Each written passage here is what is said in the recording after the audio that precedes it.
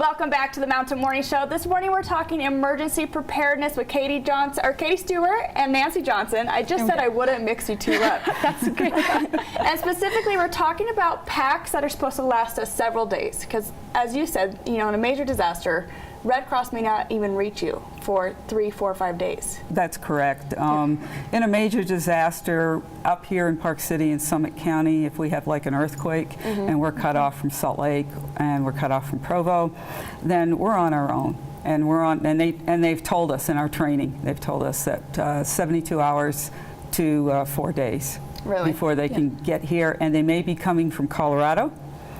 Or they may be coming from Wyoming. It just depends. So it's going to take time regardless. It's going to take time to set it up. So having the evacuation kit, because when your first responders tell you to evacuate, they're going to be directing you to a shelter. Interesting. So here in Utah is our main concern earthquakes?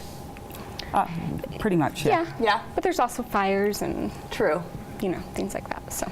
So let's go over some of these packs. Is this you buy it all pre-packed for you? Yes, so there's tons of different options though. This is like the very basic 2-person 72-hour kit. Okay, let's go through it. I want to know what's in it. Yeah, absolutely. So the most important thing you need, of course, is water. Okay. So number one, you can do the water pouches. There's also those little aqua blocks, which are like little juice boxes. You have to be careful because you can't keep all different kinds of water in your car. You have to get one that can withstand the temperature change. Oh, really? Yes, so you can't keep like bottled water or anything like that in your car. So make sure you have some of these, and then nobody can pack as much water as you need. You need at least a gallon of water a day just to survive. That's not including food or sanitation or cleaning your wounds. So you have to have another way. Yes.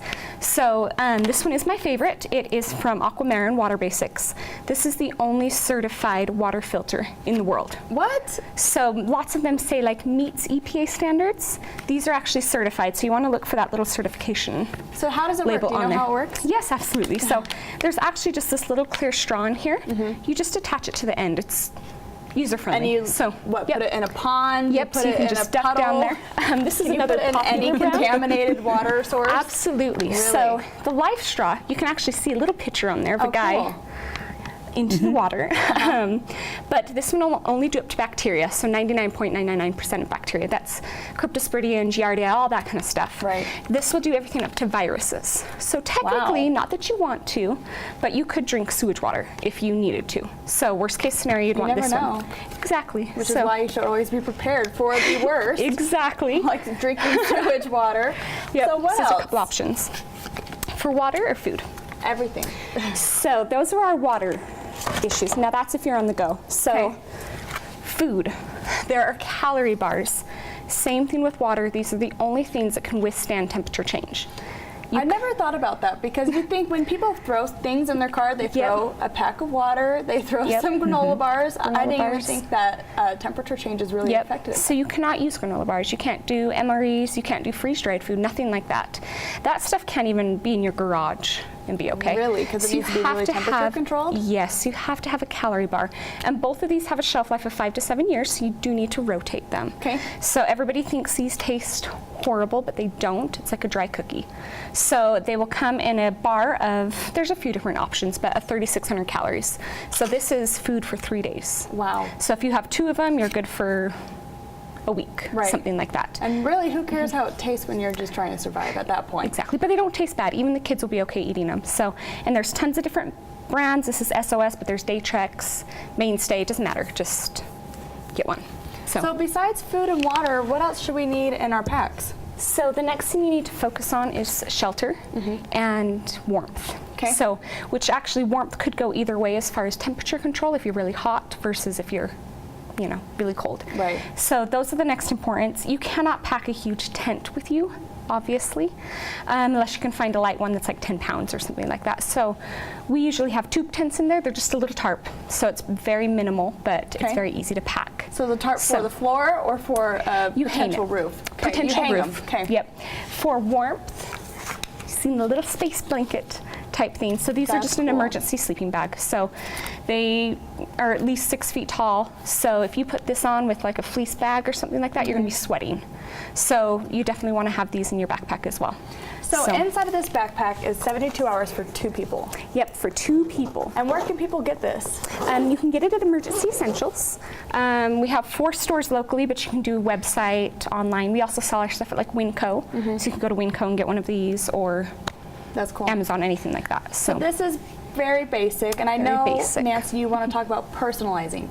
Personalizing it, because everybody is different and everybody has different needs. Right. So, you know, if you have children, and being in that shelter, creating the shelters for the Red Cross the other day, you know, you're in a large gymnasium and you have tons of cots in there, and how are you going to keep those kids, you know, entertained? Right. Especially if the weather is bad or They can't go outside. And if it's not the shelter with the cots, the first response for an emergency is actually, and they want you to evacuate, it's just an evacuation center.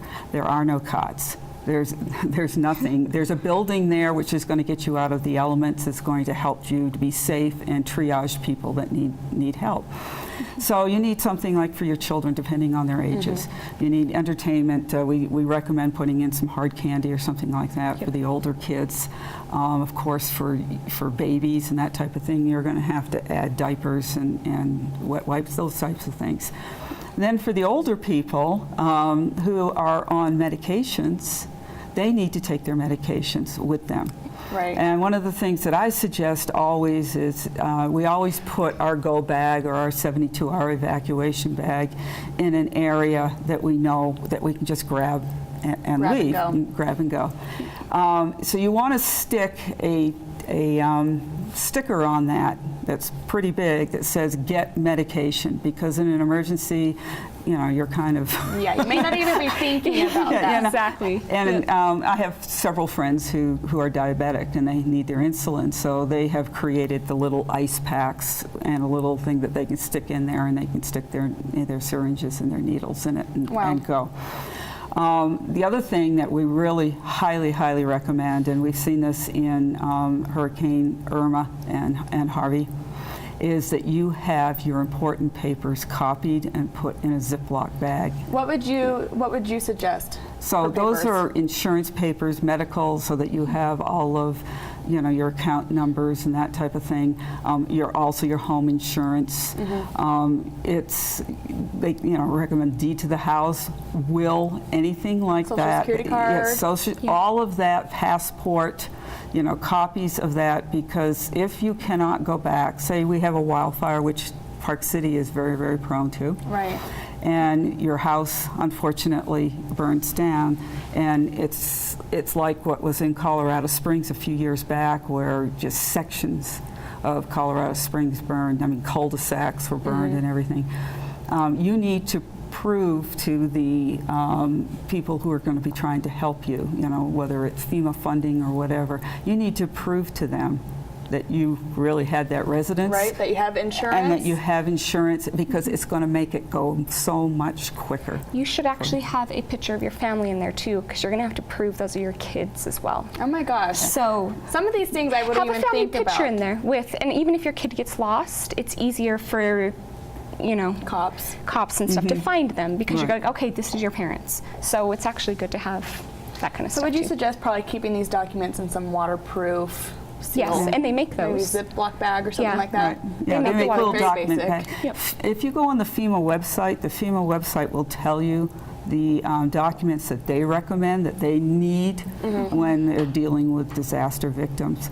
Yep. The other thing is any type of photograph that has a great deal of sentimental meaning to you, because that's the one thing that people say when their homes are destroyed is, all of my memories of my children Right. are gone. It could be a grandmother, it could be a great-grandmother, that type of thing. So you can put those things on a thumb drive as well, or a CD disc, but it takes a little time to scan them. It does, But we do recommend that you do that. Right. And have That's just as devastating to me as losing your home. and the- Almost worse. I know, it is. really is. Because a That's home is probably- replaceable. Yeah, Your it's prob- memories, I feel like, aren't. No, those aren't. Absolutely. And so we do recommend that you think about that. The other thing is to have some cash, but small bills and Ones. some Right. change. Well, I know that's Yep. also a huge issue right now in Puerto Rico, is people being able to access their credit cards and stuff like that. They have no cash. And they're having a Absolutely. hard time buying, gasoline for their generators and everything like Food. that. Yeah, because Yeah. you may not be able to use an ATM card, you may not be able to Exactly. use your credit cards, so have some cash on hand. Well, these are really good. Absolutely. So besides the basic pack, I really like the supplementals that you've been telling us about. Yeah. And things like saving your photographs, bringing your important documents. Anything else you guys want to cover? Make sure you have some tools, some multifunction tools. It doesn't have to be expensive, but just something cheap that you can attach some paracord to or something like that. You're never going to know what you need until you're actually Right. in that circumstance where, man, I wish I had some paracord or something like that. Something to start some fire, as basic as a match. Those kind of things. Is that so in ponchos. does that in the, That's that comes also in the kit? included in the pack. Yeah. And this is from So- Emergency Essentials. Where should people go to get this?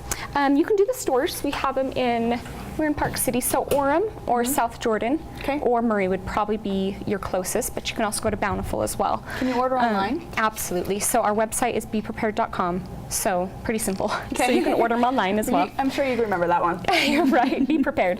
But there's whistles, that'll actually be pretty important too. A compass, if you can have one, make sure you have the ponchos.